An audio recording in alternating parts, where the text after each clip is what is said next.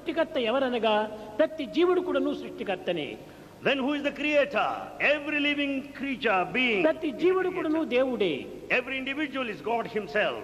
కానీ దేహాత్మ భావమును పెంచుకోవటం చేతనే తాను ఒక పామరుడైన మానవుని వలె భావిస్తున్నాడు. Because of the body attachment, he considers himself innocent and ignorant. సృష్టికి సృష్టికర్తకు ఉన్నటువంటి భేదము ఉపాధి మాత్రమే.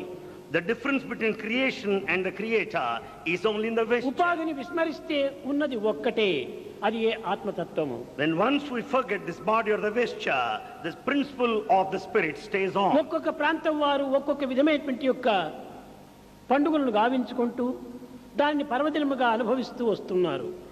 Each country may observe the festival occasions and follow the tradition. ఇది కొత్త సంవత్సరమని భావిస్తున్నారు చైనీయులు.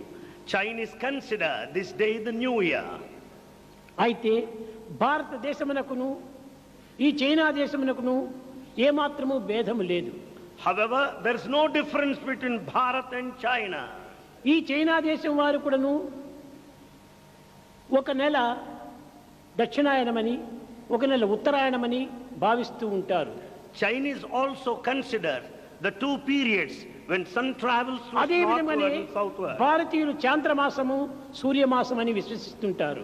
Bharatiyas also have got this lunar and solar systems. ఇదే సంబంధమైనటువంటి విషయాన్ని ఈనాడు చైనా దేశంలో అనుభవిస్తున్నారు. The same system is followed by Chinese there. భారతదేశంలో కొన్ని ప్రాంతముల వారికి ఉత్తరాయణం వచ్చినప్పుడు తదుపరి దీనిని ఒక విధమైనటువంటి నూతన సంవత్సరంగా విశ్వసిస్తుంటారు.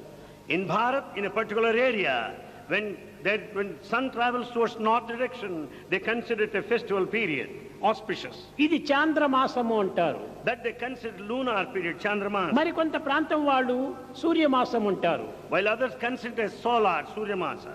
దీనిని చైనా దేశం లోపల కూడాను మూన్ డే అనగా మానసిక సత్వమైనటువంటి యొక్క చంద్రమాసమునకును ఒక సూర్యమాసమునకును ఎట్టి భేదము లేదని వారు భావిస్తుంటారు. The same system is followed by Chinese over there, the lunar and the solar systems. Moon new year, sun new year అని చెప్తుంటారు. They also have these two, New Year according to one system, New Year according to another. ఇవి రెండు కూడాను బయట ప్రపంచంలో మనం ప్రదర్శించేటువంటివి కాదు. The lunar and the solar are not present outside. చంద్రమా మనసో జాతః చక్షో సూర్యో అజాయత. Moon is the presiding deity of the mind. కనుకనే ఈ మనసుకు చంద్రులకు చాలా సంబంధం ఉంటున్నది. Thus there is intimate relationship between the mind and the moon. మానవుని యొక్క జ్ఞాన చక్షువుకును సూర్యునికును సన్నిహిత సంబంధం ఉంటున్నది. There is an intimate association between sun and the eye of wisdom of man. ఈ విధంగా లోతునకు దిగి విచారిస్తూ పోతే దేశములు కానీ భావములు కానీ పండుగలు కానీ ప్రత్యేకంగా ఉండేటువంటివి కాదు. Like this, when we go into the depth and inquire, we don't find any differences between festivals. అన్నింటికి మానవుని హృదయమే మూల స్థానము. In fact, the heart is the center for every festival. కనుక మానవుని హృదయము లోపల సరి అయినటువంటి ఏకత్వం అనేటువంటిది ఆరంభమైనప్పుడు సర్వము కూడాను ఒక విధమైనటువంటి ఒక ఏక స్వరూపాన్ని ధరిస్తుంది. Likewise, when the feeling of oneness develops within the heart, he will certainly understand the principle of unity all around. సర్వరూపధరం శాంతం సర్వనామధరం శివం సచ్చిదానంద రూపం అద్వైతం సత్యం శివం సుందరం. ఈ సత్యం శివం సుందరం మూడింటి యొక్క ఏకత్వమే ఈ యొక్క మానవత్వం.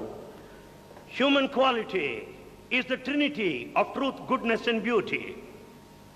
దీనిని ప్రాచీన కాలం నందు కూడాను ప్లేటో కూడాను దీన్ని వర్ణిస్తూ వచ్చాడు. The same thing is stated by Plato. అనగా వాడు సృష్టి యొక్క తత్వము లోపల మూడింటి యొక్క ఏకత్వాన్ని కూడాను చక్కగా విశదీకరింపుతూ వచ్చారు. They could explain clearly this principle of unity in this trinity, in the divinity clearly.